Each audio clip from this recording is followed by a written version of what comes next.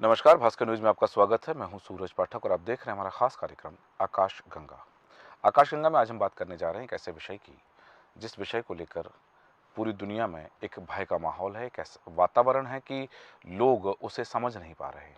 दुनिया भर में और खासकर चीन में तांडव मचा रहा कोरोना वायरस थमने का नाम नहीं ले रहा है। इसके चलते चीन में रोजाना सैकड़ों जानें जा रही हैं, मरने वालों की संख्या हजारों में पहुंच गई है। इसके संक्रमण से एशिया के बाहर भी मौत के मामले सामने आए हैं। फ्रांस घूमने गई एक 80 वर्षीय चीनी महिला पर्यटक थी और उसकी मौत भी वहां पर हुई इसी वायरस के कारण। चीन के हुबई प्रांत की महिला फ्रांस गई थी और संक्रमित होने पर उसे अस्पताल में भर्ती कराया गया, जहां उसकी मौत हो गई। दुनिया भर के 67,000 से ज्यादा लोग अब तक इस संक्रमण की चपेट में आ चुके हैं और यह संख्या बताया जा रहा है कि लाखों में भी है। चीन के स्वास्थ्य मंत्रालय द्वारा जारी ताजा आंकड़ों के मुताबिक चीन में कुल 66,492 मामले, और यदि एशिया या एशिया के बाहर की बात करें तो ये मामला लाखों की संख्या में है। कहते हैं कि इस अखिल ब्रह्मांड में जो भी घटना होती है उस घटना के पीछे ज्योतिषीय कारण भी होते हैं। हम बात करेंगे कि कोरोना वायरस यह एक महामारी है, यह महामारी क्यों फैली, चीन की क्या भूमिका है, और वैश्विक पटल पर या विश्व मंच पर देखें तो चीन की जो भूमिका है उस भूमिका में कौन से ग्रह उसके लिए कारक है, और वर्तमान में गोचर में ग्रहों का जो स्थान है वह स्थान या गोचर के वे कौन से ग्रह जो अन्य राशि में रह करके इन चीज़ों को बढ़ावा दे रहे हैं, और ये मामले थमेंगे कब तक, और इनके पीछे कारक क्या है, कारण क्या है, निवारण क्या है इसका, इन विषयों पर हम चर्चा करेंगे। चर्चा में खास मेहमान हमारे साथ हैं एस्ट्रो आनंद जी हैं, आप ज्योतिष विशेषज्ञ हैं। और आनंद जी, आपका बहुत स्वागत है भास्कर न्यूज में। नमस्कार सर। नमस्कार आनंद जी, जिस तरह से वर्तमान में पूरी दुनिया में कोरोना वायरस का तांडव मचा हुआ है और यह कोरोना वायरस हजारों जान ले चुका है। कहते हैं कि इस अखिल ब्रह्मांड में जो भी घटना घटती है वह पृथ्वी पर हो, आकाश में है, भूमंडल में हो या पाताल में हो, जीवन में, मनुष्य के जीवन में कुछ होता है तो उसके पीछे भी ग्रह कारक होते हैं, और इस ब्रह्मांड में, इस धरातल पर जो घटना होती है उसके पीछे भी कारक ग्रह क्यों ही माना जाता है कि किन ग्रहों की युति होती है, कौन से ग्रह किसके साथ होते हैं, तो कुछ इस तरह की घटनाएं घटती हैं। यहाँ तक कि सागर में, समुद्र में जब ज्वार भाटा आता है तो उसके पीछे भी चंद्रमा को कारक माना जाता है। छोटी से छोटी घटना, बड़ी से बड़ी घटना के लिए भी ज्योतिष की दृष्टि में ग्रहों का कारक माना जाता है। सबसे पहले हम जानना चाहेंगे कि वर्तमान में ग्रहों की स्थिति क्या है, गोचर की स्थिति क्या है, और वह स्थिति चाइना को कैसे प्रभावित कर रही है। देखिए, सबसे पहले हम बात करेंगे आज के ग्रहों की। जी। चाइना ही चपेट में क्यों आया? सबसे पहली बात, अन्य देश भी तो आ सकते थे। जी। महत्वपूर्ण ये होता है कि जो आज गोचरीय स्थिति चल रही, तो सबसे पहले ये देखिए कि बहुत कम समय में चीन ने पूरा वर्ल्ड लेवल पे एक झंडा गाड़ दिया। बिल्कुल। अब इसका मतलब झंडा गाड़ने वाले ग्रह होंगे। दूसरी बात, संक्रामित ग्रह होंगे। तो सारी की सारी परिस्थितियों में पूरा हम उस पर विधिवत चर्चा करेंगे। तो सबसे पहले ये चीन ने कौन सी उन्नति करी? व्यापारिक उन्नति करी। हाँ। अब व्यापारिक उन्नति का ग्रह कौन सा है? बुध है। तो बुध कौन सा ग्रह है? डबल पॉलिसी का ग्रह है। यानी बुध की राशियां कौन सी है? मिथुन और कन्या, जो कि टोटल व्यापारिक राशियां हैं। यानी कम समय में चीन ने पूरी की पूरी व्यापारिक दृष्टि से पूरे विश्व को प्रभावित करके सारे विश्व पर वाहवाही करके झंडा गाड़ दिया पूरे वर्ल्ड लेवल पे। अब प्रश्न ये उठता है कि साथ ही साथ जब हम पॉजिटिव बढ़ते हैं तो नेगेटिव ऊर्जा भी आती है, और नेगेटिव बढ़ते हैं तो पॉजिटिव ऊर्जा आती है, प्रकृति का बैलेंस। तो इन्होंने इतने अहंकार कर लिए। तो अब क्या हुआ कि वर्तमान समय में जो आप ग्रहों की स्थिति देखेंगे तो मिथुन राशि में राहु आया है। अब सवाल ये उठता है कि आज की तारीख में केतु के नक्षत्र में है, राहु के नक्षत्र में है। आप देखेंगे कि ग्रह कितने होते हैं? 9, हम कहते हैं 0 नंबर। ग्रह 7 होते हैं, 2 छाया ग्रह होते हैं। यानी छाया ग्रह में ही सारे का सारा ब्रह्मांड छाया हुआ है, यानी किसी भी कार्य का प्रारंभ और किसी भी कार्य का अंत। तो केतु के नक्षत्र में बैठ करके जो ग्रह झंडा गाड़ता है वही झंडा गिराता है। तो वर्तमान समय में आप देखेंगे कि केतु के नक्षत्र में चल रहा है, राहु के नक्षत्र में चल रहा है। तो राहु क्या है? संक्रामक बीमारी है। किसकी राशि में आया? बुध की राशि में आया। जैसा कि हमने आपको बताया कि व्यापारिक ग्रह कौन से? मिथुन राशि के जो है कन्या और मिथुन। तो अब सवाल ये कि जैसे ही उसमें राहु आया उसने वहां से परेशानियां प्रॉब्लम्स क्रिएट करना शुरू कर दी। और जो केतु के नक्षत्र में जिसका झंडा इतना ऊपर था, एकदम जो ग्रह झंडा चढ़ाता है उसी ने एकदम झंडे को नीचे गिरा दिया। तो हम महत्वपूर्ण जो चीन का वर्तमान अवस्था में जो ग्रहों की स्थिति है वो राहु में राहु का नक्षत्र होना, केतु में केतु का नक्षत्र होना। दूसरी बात, वर्चस्व ग्रह कौन देता है? सूर्य देता है। आप देखिए कि मकर राशि में सूर्य का नक्षत्र पड़ता है 10 डिग्री का, शनि सूर्य के नक्षत्र में, यानी जो ग्रह सम्मान देता है वही अपमान करता है। शनि सूर्य में 36 का आंकड़ा, यानी क्या हुआ, उसकी जो सम्मान था उसको ध्वस्त कर दिया। यानी सवाल ये हो रहा है कि आप तीनों तरफ से निपटे। तो महत्वपूर्ण राहु के नक्षत्र में, केतु के नक्षत्र में, शनि सूर्य के नक्षत्र में। और इससे बड़ा महत्वपूर्ण आप देखिए कि धनु राशि काय की होती है? परशुराम की होती है। धनु राशि काय की होती है? सिद्धांत की राशि होती है। धनु राशि क्या होती है? नियमों का पूरी तरह सख्ती से पालन करने का। प्रकृति में जिसने नियमों का उल्लंघन किया है, धनु राशि यानी पूर्णता 1, 5 और 9, एक अपूर्ण राशि, पूंछ अपूर्ण, जो सिंह है अग्नि तत्व की वो भी अपूर्ण है, लेकिन धनु पूर्ण है, यानी 1, 5 और 9, नौवीं पूर्ण राशि है। यानी नौवीं में क्या है? अग्नि तत्व है। उसमें क्या है? आज देखिए कि गुरु जब से धनु राशि में विराजमान हुए हैं और केतु उसी में है, यानी 4 महत्वपूर्ण ज्योतिषीय कारण हमने आपको बताया कि केतु में केतु का नक्षत्र, राहु में राहु का नक्षत्र, मकर राशि में शनि में सूर्य का नक्षत्र और धनु राशि में जो केतु विराजमान है और साथ में गुरु विराजमान है। इन चारों ने मिलके प्रकृति से जो खिलवाड़ करता है उसकी पूरी व्यवस्था को ध्वस्त करके रख दिया। ये महत्वपूर्ण कारण हम चीन का मानते हैं। बिल्कुल। यहाँ एक और वजह से आपने बताया कि बुध जो है व्यापारिक है और कन्या राशि है, मिथुन राशि है, ये व्यावसायिक राशियां हैं। तो यदि हम देखें कि विश्व की दूसरी बड़ी अर्थव्यवस्था चाइना की है, यदि बुध उनका कारक ग्रह है तो फिर वहाँ की अर्थव्यवस्था में ये उतार चढ़ाव क्या बुध के कारण ही हो रहे हैं? देखिए, सबसे महत्वपूर्ण कारण क्या होता है? केतु ने झंडा गाड़ा, केतु अप डाउन्स करता है। देखिए, बुध का काम है व्यापार, अप डाउन्स नहीं करना है। केतु का काम है उतार और चढ़ाव। यानी जिस आप इतने कम समय में कोई भी देश इतनी ऊंचाइयों तक किस क्षेत्र में प्रगति नहीं करी, ऐसा कोई क्षेत्र अछूता नहीं है जहां उसने अपनी ताकत का, वर्चस्व का प्रभाव चाहे पूरब से पश्चिम, उत्तर से दक्षिण तक न दिखाया। तो महत्वपूर्ण जो है केतु अप एंड डाउन्स का कारक होता है। बुध ने अपना व्यापार करके सब कुछ कर दिया, लेकिन कारण क्या होता है कि 2 ग्रह जो होते हैं राहु और केतु, वो प्रकृति का बैलेंस है। यानी जिस ग्रह ने प्रकृति के माध्यम से आपको ऊपर उठाया, उसी ग्रह ने आपको प्रकृति के माध्यम से नीचे गिरा दिया, यानी व्यापार को ध्वस्त कर दिया। आज सबसे पहले क्या हुआ, आप जनसंख्या में उनके करोड़ों अरबों लोग हैं, उसकी जनसंख्या से प्रभावित नहीं हो रहा है। महत्वपूर्ण आपका व्यापार ठप होना। अब व्यापार ठप कैसे हुआ? मिथुन राशि में राहु विराजमान हो गए, जिसने व्यापार में पूरा दीमक लगा दी, यानी उसमें ग्रहण लगा दिया, उसकी व्यापार की पूरा इंपोर्ट एक्सपोर्ट को खत्म कर दिया। यानी राहु क्या है? Import export. आप जिंदा काय से थे? इंपोर्ट एक्सपोर्ट थे। किसके माध्यम से? बुध की राशि से। बुध क्या करता है? व्यापार को। यानी राहु ने आपके व्यापार को बिल्कुल सेंध लगा के स्थगित कर दिया और राहु ने, केतु ने आपका अप डाउन करके आपकी व्यवस्था को खत्म कर दिया। तो ये माना जाए कि ये व्यावसायिक दृष्टिकोण था, ये अर्थव्यवस्था का दृष्टिकोण था। लेकिन चाइना से जो कोरोना वायरस फैला है, वहाँ सबसे ज्यादा लोग उसके संक्रमण में हैं, तो उसके पीछे कौन सा कारक ग्रह है? देखिए, सबसे चाइना का महत्वपूर्ण कारक राहु है। राहु क्या होता है? अदृश्य ग्रह। यानी राहु और केतु धड़, यानी ब्रह्मांड में मायावी ग्रह, यानी कोई ऐसी मायावी ग्रह जो आपका कोरोना कोई दिख तो नहीं रहा है, मायावी है, जो संक्रमक द्वारा, जिसको आप देख नहीं सकते। कौन है वो? राहु। राक्षस क्या होते थे? मायावी होते थे, जिनको आप देख नहीं सकते थे, लेकिन अचानक आपको किसी न किसी रूप में आ जाते। तो आज मायावी रूप में क्या है? राक्षस रूप प्रकट खत्म हो गया, समस्या खत्म हो गई। आज रूप बदल गया, समस्याएं बदल गई, आपकी संस्कृति बदल गई। तो राहु ने क्या करा? कोरोना जैसे आपके अदृश्य जगत के आपके कीटाणु आपके सामने आ गए और राहु ने उस पर अटैक कर दिया। यानी अटैक कर दिया, कहीं ना कहीं कोई ना कोई कारण अर्थव्यवस्था का चौपट होने का माध्यम बनता है।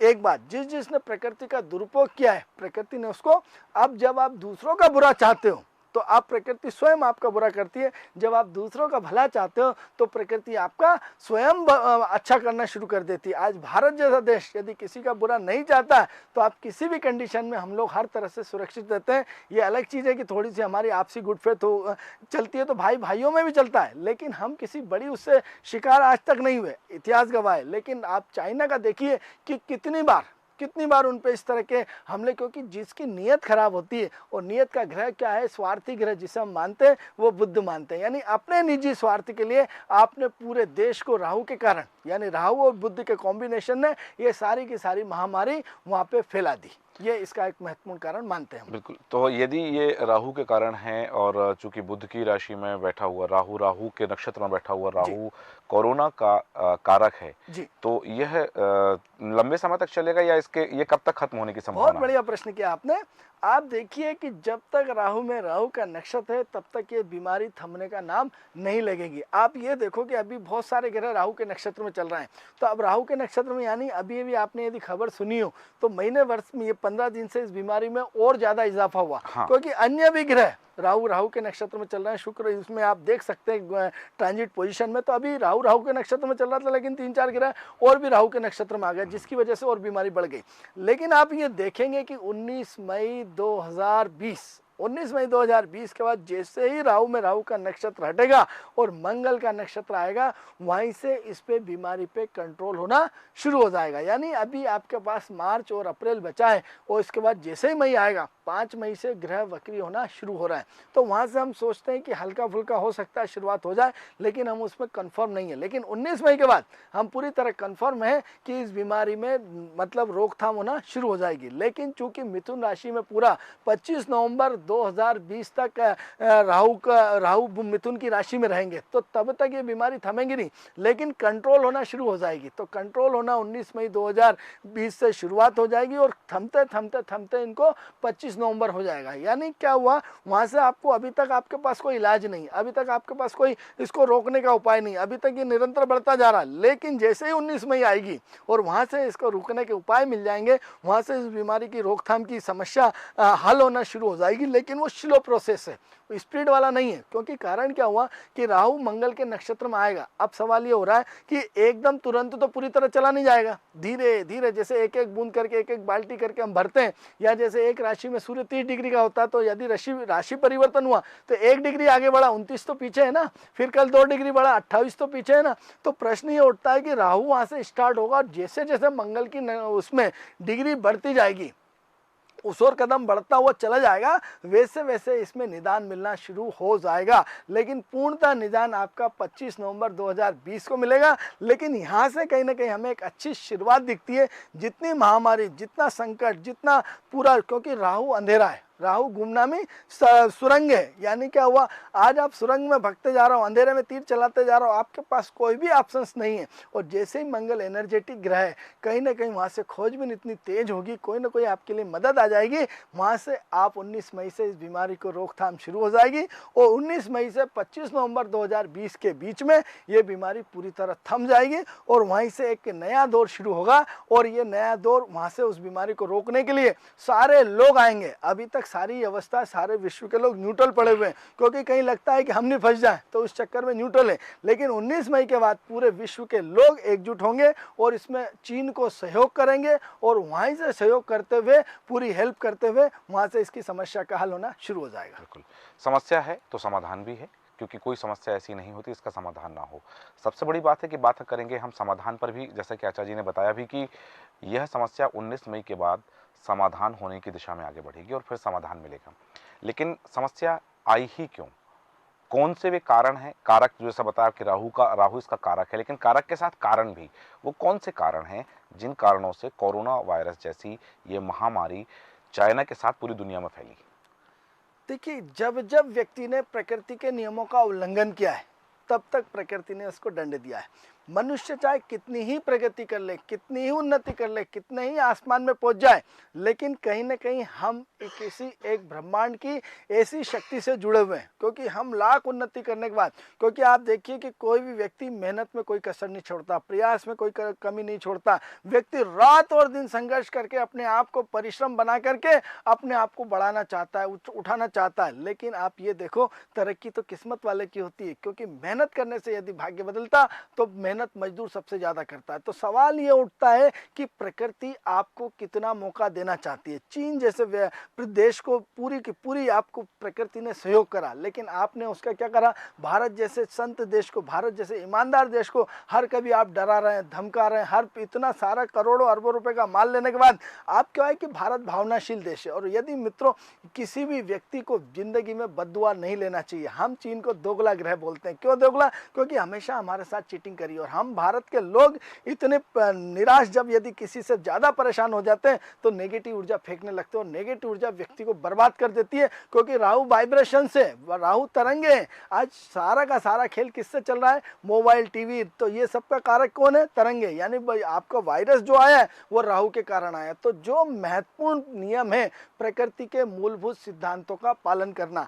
आप आज प्रकृति के आप पूरा के पूरे जानवर को निपटा दिया। अब देखिए कि राहु को महत्वपूर्ण क्या है? राहु सांप है। राहु क्या है? चमगादड़ है। आप क्या करो? प्रकृति के साथ खिलवाड़ करके प्रकृति के भयंकर जीव जंतु जिसमें राहु और इसमें शामिल है उन सब का आपने भोज्य बना लिया। अब भोज्य बना लिया तो जिसका परिणाम क्या हुआ? आज आप इतनी बड़ी महामारी के संकट में गिर रहे हैं। यानी राहु को हम किस में, यदि आप ज्योतिष पढ़ेंगे तो आप देखेंगे कि हम यदि सांप को देखना है तो राहु से देखते हैं, हम यदि चमगादड़ को देखना है तो राहु से देखेंगे। हम जितने भी जीव जंतु खतरनाक हैं जिसमें जहर भरा रहता है, वो जितने भी जहरीले जानवर देखते हैं हम उसको किस ग्रह के कारण देखते हैं? राहु के कारण देखते हैं। तो राहु इसमें महत्वपूर्ण भूमिका करके आपने प्रकृति के जंगलों को खत्म कर दिया, जानवरों को खत्म कर दिया, प्रकृति का अनबैलेंस कर दिया। पूरी अनबैलेंस करके आपने प्रकृति के साथ खिलवाड़ किया। और प्रकृति का आप कहते हैं ना, आपकी सोच चालाकी कुदरत की एक चालाकी, आपकी एक सोच चालाकी नहीं चल पाई और एक ने, कुदरत के एक झटके ने आपको तमाम नष्ट करके आपको धरातल पे ला दिया, आपके सारे सिद्धांतों को खत्म कर दिए, आपकी सारी अर्थव्यवस्था को चौपट कर दिया। इसका महत्वपूर्ण कारण राहु हम मानते हैं। इस राहु के कारण यदि आप वापस पुनः यदि उठना चाहते हैं, प्रकृति के साथ तालमेल करना चाहते हैं, तो मनुष्य मूलतः आदर्शवादी है, सिद्धांतवादी है।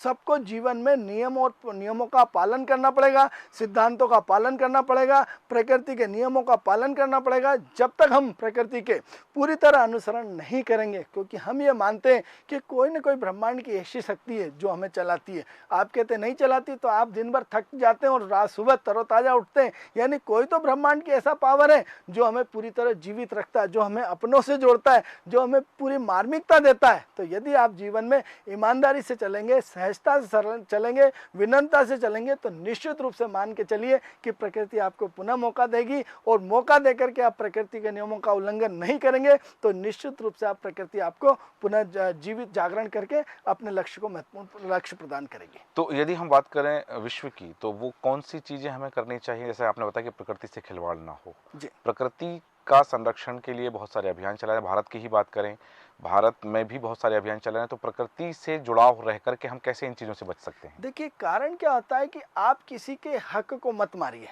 प्रश्न ये उठता है कि जब हमारी दीवारें फिक्स हैं, आप बेवजह किसी को दादागिरी क्यों कर रहे हैं? बेवजह किसी को कष्ट क्यों दे रहे हैं? बेवजह किसी को पीड़ा क्यों दे रहे हैं? जब आपकी हमारी सीमाएं फिक्स हैं तो आप अपनी सीमाओं में मस्त रहिए, हमें अपनी सीमाओं में रहने दीजिए। आपने किसी को तकलीफ दे करके, सेनाओं को अपने भेज करके आपने अपने प्रकृति के नियमों का, अपने पावर का उल्लंघन किया। नंबर एक बात।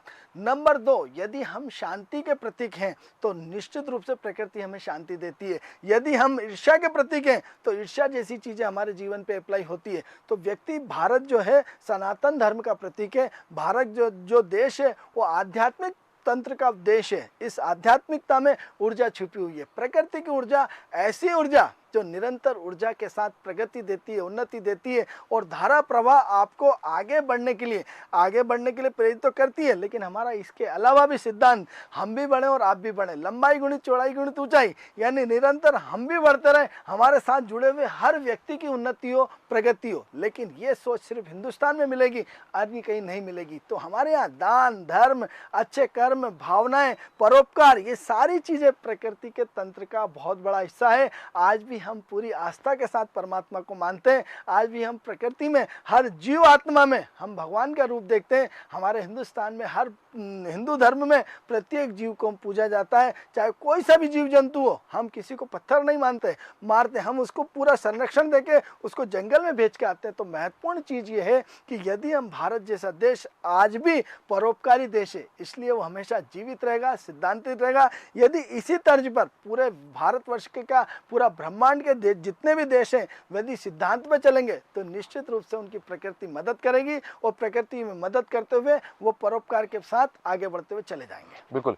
एक और बात जानना चाहेंगे कि जैसा आपने बताया कि चाइना में जो हुआ, चाइना के ग्रह, चाइना के कारक ग्रह, उसका बुध का वहाँ पर प्रभाव होना, साथ ही राहु का प्रभाव होना, राहु का राहु में होने का प्रभाव होना। तो यदि ये कारक चीज़ें थीं जिस कारण से चाइना में ये चीज़ हुई, लेकिन विश्व के और भी देश, हम भारत की बात करें, हम ग्वाटेमाला की बात करें, हम फ्रांस की बात करें, हम रूस की बात करें, इन देशों में भी ये वायरस पहुंचा है, तो उसके पीछे भी राहु ही कारक है। देखिए, बात ये होता है कि जो 12 राशियां हैं पूरे ब्रह्मांड के लिए, पर्टिकुलर आपके लिए नहीं है। अब प्रश्न ये उठता है कि 12 राशियों के जब टुकड़े करेंगे पूरे ब्रह्मांड के, तो प्रत्येक राशि का एक पर्टिकुलर एरिया है। यानी जब हम कहते हैं कि पूरा ब्रह्मांड में 12 राशियां और करोड़ों लोग हैं, पूरा देश है, तो सबसे पहले पूरे वर्ल्ड के 12 टुकड़े होंगे और 12 टुकड़े होकर के मेष राशि का यहाँ से यहाँ तक, वृषभ का यहाँ से यहाँ तक, यानी जो सबसे ज्यादा हिस्सा प्रभावित हुआ वो मिथुन राशि का हुआ होगा, वो निश्चित रूप से चाइना का एरिया माना जाएगा। अब प्रश्न ये उठता है कि चाइना उस मिथुन राशि का, जैसे हम दृष्टि, युक्तियां सब जो संबंध बनाते हैं, तो कहीं ना कहीं जो बुद्ध से जुड़े हुए ग्रह हैं, तो वो भी तो जैसे आपको यदि कष्ट हुआ तो आपके परिवार वाले स्वयं कष्ट में आ जाते हैं, यदि आप सुखी होते हैं तो आपके परिवार वाले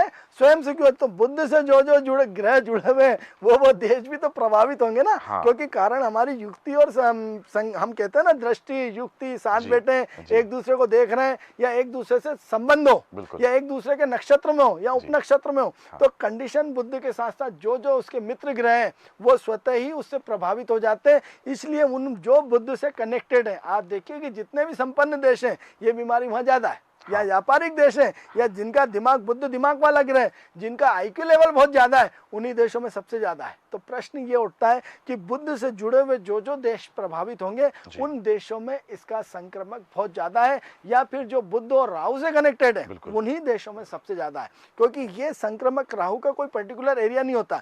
जैसे हम बात करते हैं विदेश की, तो विदेश का कारक ग्रह कौन? राहु। तो राहु क्या है? विदेश। तो सारा अटैक किस पे हुआ है? विदेशों पे हुआ है। हमारे यहाँ सिर्फ प्रभावित हुए हैं, क्योंकि सवाल ये, यदि धुआं लग रहा है, कहीं आग लग रही, तो प्रभावित तो कोई भी देश होगा, इससे हम इनकार नहीं कर सकते। लेकिन महत्वपूर्ण क्या है कि जो बुद्ध से कनेक्टेड लोग हैं वो सबसे ज्यादा इसमें प्रभावित होंगे, उन्हीं पे सबसे ज्यादा प्रॉब्लम्स आएगी, उन्हीं पे क्रिएट होगी। कहीं ना कहीं उनके कर्म अच्छे नहीं रहेंगे। अब सवाल ये हो कि दो तरह के पाप होते हैं, एक उजागर पाप करता है, एक अंडरग्राउंड पाप करता है। तो कहीं ना कहीं अंडरग्राउंड पाप वाले भी तो प्रभावित होंगे। पाप तो पाप ही होता है। तो अब सवाल ये हो गया, किसी न किसी दौर में इन लोगों ने भी अपनी सत्ता का दुरुपयोग करा होगा, इसी वजह से सारी की सारी चीजें पहुंच रही। तो हम इसका बुद्ध से जुड़े हुए देश और बुद्ध से जुड़े राहु, बुद्ध और राहु से कनेक्टेड जिन जिन ग्रहों या जिन जिन राशियों से उनका कनेक्टेड है, या जिन जिन एरिया से बुद्ध का कनेक्टेड है, वो क्षेत्र लगभग सारे प्रभावित होंगे। लेकिन हम ये मानते हैं कि 25 नवंबर तक इसका पूरी तरह हल हो जाएगा और 19 मई से इसका उत्तर मिलना, अपने को इलाज मिलना शुरू हो जाएगा। बहुत उत्तम बात आपने कही कि जो पाप हैं वो किसी भी रूप में, चाहे प्रत्यक्ष हो या अप्रत्यक्ष हो, उनका फल भुगतना ही पड़ता है। और बुध ग्रह से प्रभावित जो देश हैं वो इसकी चपेट में है। कोरोना वायरस का तांडव चाइना के साथ पूरी दुनिया भर में तांडव मचा रहा है। और कोरोना, जैसे लतीनी भाषा में यदि हम कहें तो जिसका शाब्दिक अर्थ होता है मुकुट, इस वायरस के भी कणों के इर्द गिर्द उभरे हुए कांटे जैसे ढांचे हैं और इलेक्ट्रॉन सूक्ष्मदर्शी से ये मुकुट जैसे आकार का दिखता है, इसलिए इसका नाम कोरोना रखा गया है। लेकिन ये एक नोवेल कोरोना वायरस है। इससे पहले इस वायरस की फैमिली के सदस्य से सामना कभी नहीं हुआ। दूसरे वायरस की तरह यह वायरस भी जानवरों से आया है, जैसा कि आचार्य जी ने बताया कि राहु के रूप में यदि हम सर्प को देखते हैं तो राहु के रूप में देखते हैं, चमगादड़ को देखते हैं तो राहु के रूप में देखते हैं। तो ये ग्रह, ये स्थितियां, ग्रहों की स्थितियां और ग्रह इस महामारी के लिए, इस बीमारी के लिए जिम्मेवार हैं, वो कारक हैं, लेकिन इसका समाधान भी, जैसा कि आचार्य जी ने बताया कि 19 मई से समाधान की दिशा में आगे बढ़ने लगेंगे और नवंबर 2020 तक इससे छुटकारा भी मिल जाएगा। आचार्य जी, आपका बहुत धन्यवाद कार्यक्रम में आने के लिए, हमारे दर्शकों को सारगर्भित जानकारी देने के लिए।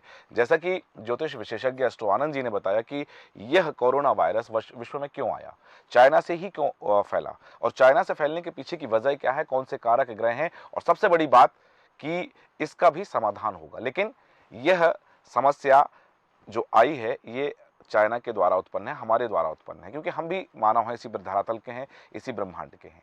प्रकृति से खिलवाड़ कहीं ना कहीं भुगतना ही पड़ता है।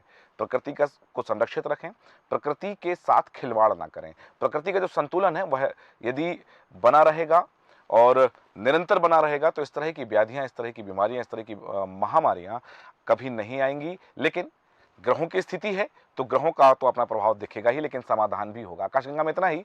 बन रही भास्कर न्यूज के साथ, नमस्कार।